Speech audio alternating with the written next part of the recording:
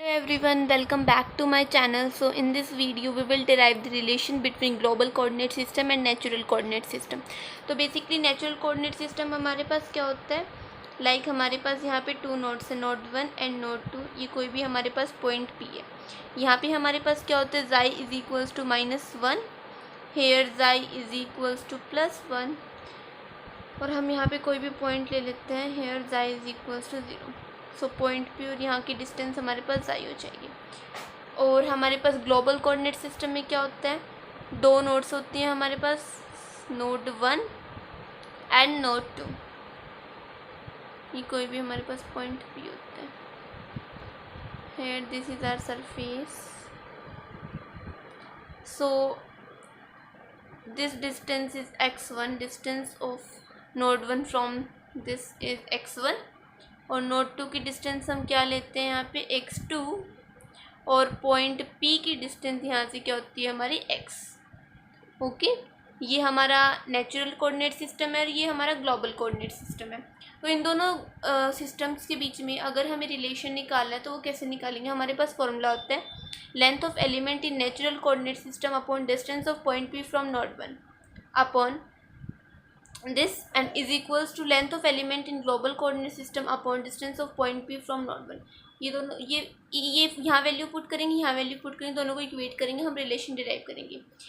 सबसे पहले natural coordinate system में एलिमेंट की लेंथ क्या है, एलिमेंट की लेंथ हमारे पास 2 है, कंप्लीट एलिमेंट की लेंथ हमारे पास 2 है. सो 2 distance of point P from node 1, point P की डिस्टेंस नोड 1 से हमारे पास क्या, जाई plus 1. Length of element in global coordinate system, global coordinate system में एलिमेंट की लेंथ क्या है, देखिए यहाँ पे हमें एलिमेंट तो हमारा ये है, यहाँ से लेके यहाँ तक की डिस्टेंस हमारे पास x2 है, यहाँ से लेके यहाँ तक की डिस्टेंस हमारे पास x1 है. तो हमें नोड 1 से लेके नोड 2 तक की डिस्टेंस निकालेंगे तो हम क्या करेंगे, x2 माइनस x1. सो ग्लोबल कोऑर्डिनेट सिस्टम के अंदर एलिमेंट की लेंथ आ गई हमारी x2 माइनस x1. अब हमें क्या करना है, distance of point P from node 1, node 1 से पॉइंट P की डिस्टेंस हमारे पास कितनी है, ये कंप्लीट लेंथ हमारे पास x है, ये x1 है. तो पॉइंट P की से डिस्टेंस क्या हो जाएगी, x माइनस x1. तो इन वैल्यूज़ को हम इस फॉर्मूले में पुट करेंगे. सो फॉर्मूले में वैल्यू पुट करने के बाद length of element in natural coordinate system हमारे पास 2 थी, distance of point P from node 1 natural coordinate system के अंदर हमारे पास जाई प्लस 1 था.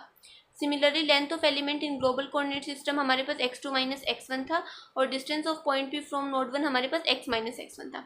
अब हम क्या करेंगे, क्रॉस मल्टीप्लाई करेंगे, जाई प्लस 1 को इधर ले जाएंगे, बाकी टर्म्स को इधर ले आएंगे, फिर यहाँ से हम जाई की वैल्यू निकालेंगे, +1 उधर जाएगा, -1 आ जाएगा. तो ये हमारे पास रिलेशन आ जाएगा, जाई की वैल्यू आ जाएगी, xi is equals to 2 into x minus x1 upon x2 minus x1 -1. ये हमारे पास रिलेशन आ जाएगा ग्लोबल कोऑर्डिनेट सिस्टम और नेचुरल कोऑर्डिनेट सिस्टम के बीच. आप हम ये चेक भी कर सकते हैं ये रिलेशन हमारा ठीक है या नहीं है. वेरिफिकेशन के लिए अगर हम x की जगह x1 पुट करेंगे, आप पुट करके देखिए, x की जगह x1, तो x माइनस x1 हमारा 0 हो जाएगा, तो ये कंप्लीट हमारा 0 हो जाएगा. तो हमारे पास जाई की वैल्यू क्या है, -1, जो कि नेचुरल कोऑर्डिनेट सिस्टम में फर्स्ट कोऑर्डिनेट की वैल्यू क्या थी, जाई इज इक्वल्स टू -1.